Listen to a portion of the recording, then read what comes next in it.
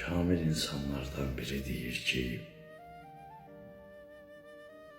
bize kimik diye soruşma, sorma. Biz hayatı boş vermişlerdenik. Bize hayat nedir diye soruşma, sorma.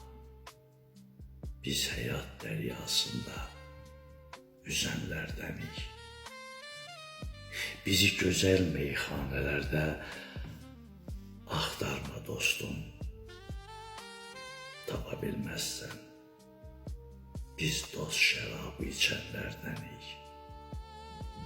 Bize dost, sirdaş nedir diye soruşma, sorma.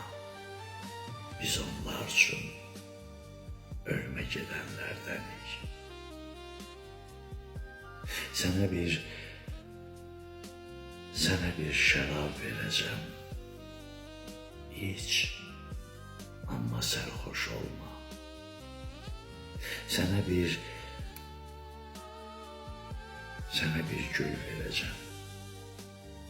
Kokla, ama soldurma.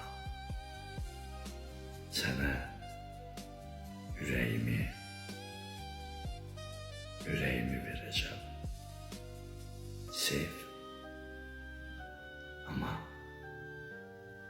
Ama incitme dostum.